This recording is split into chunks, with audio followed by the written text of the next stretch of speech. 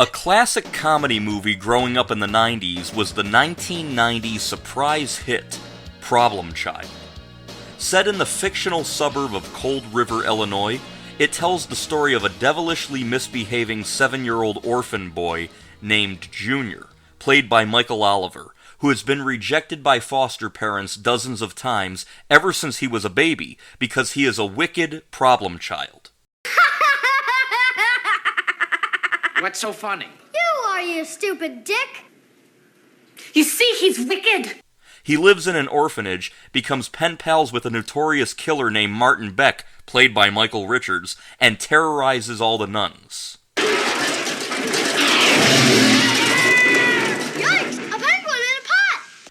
Meanwhile, Ben Healy, played by John Ritter, and his flashy, self-obsessed bitch wife Flo, played by Amy Yasbeck, find themselves unable to conceive. You see, you are positively infertile. You mean we've been doing it every night for nothing? Let me explain. This is your uterus. With pressure from the nuns at the orphanage, adoption agent Igor Peabody, played by Gilbert Gottfried, persuades Ben and Flo to adopt Junior. Just this morning, I came upon a 7-year-old. Smart as a tack, a little rambunctious, but weren't we all at that age? Now, of course, from the moment Junior arrives, things go haywire. Oh my god, they're retarded! From the get-go, Ben's father, Big Ben, played by Jack Warden, thinks Junior is a bad seed. Oh my God, it's the devil!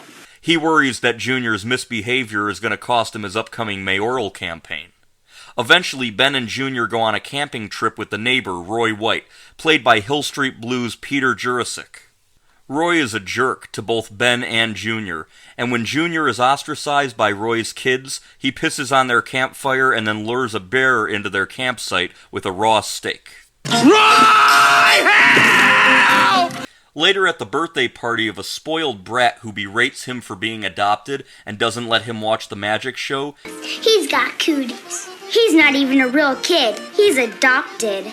Ew, gross! he throws her gifts into the pool, fills her piñata with pickles, puts a frog into the punch bowl, and blows up her birthday cake with firecrackers.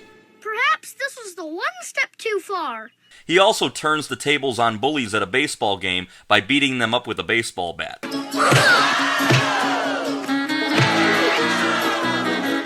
Soon, Ben and Flo are at their wits' end and want to return him, realizing, however, that they're doing the exact thing every other foster family has done to Junior. Okay, Mr. and Mrs., we don't care about brown hair and brown eyes. We just want to take him into our home and let him play with our disgusting cat. Killer Martin Beck kidnaps Junior and Flo after his escape from prison, and Ben realizes that he was the only person whom Junior ever genuinely liked.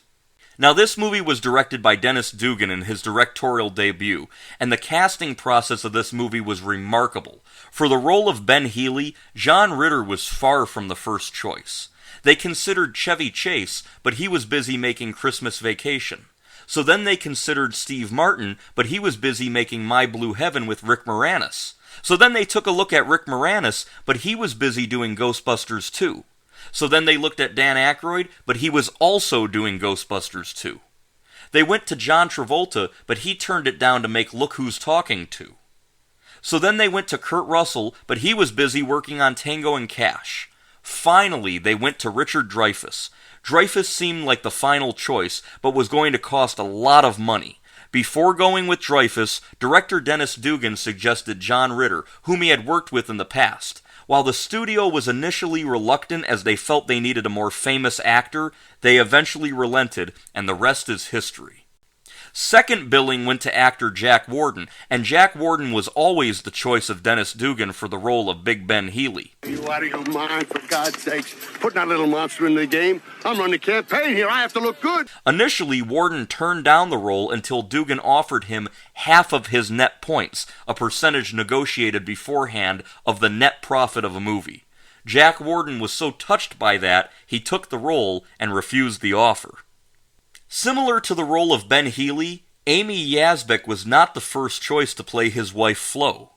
Kirstie Alley was considered, but she was busy making Look Who's Talking too. So then they considered Kim Basinger, who was busy with Batman. Carrie Fisher was filming Sibling Rivalry, Catherine O'Hara was making Home Alone, and actress Mary Steenburgen had to turn it down due to filming Back to the Future Part 3. That's when they arrived at Amy Yasbeck. John Ritter did not think she was a good choice to play his wife because he thought she was way too young for the part. They ended up dating after filming, and they were married 8 years later. I think we've got a problem. Oh, you think we've got a problem? Well, you want to know what I think? I think we should get rid of the kid and buy a new cat! Christopher Lloyd was lined up to play the Bowtie Killer, but he turned down the role because of his commitments to Back to the Future Part 3. However, he got to play a similar character named Switchblade Sam in the 1993 movie Dennis the Menace. Macaulay Culkin was considered for the role of Junior, but Michael Oliver was right for it, and he does a good job playing the role. Problem Child may have had a crazy casting process, but it was a surprise hit.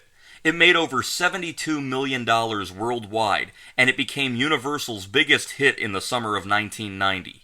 The Beach Boys recorded a song titled Problem Child for the film, which was a single that reached into the 20s on the adult contemporary charts. But the boys were all invited to the making of their music video. It's gonna be chaos, mayhem, madness. Regular Beach Boy, stuff.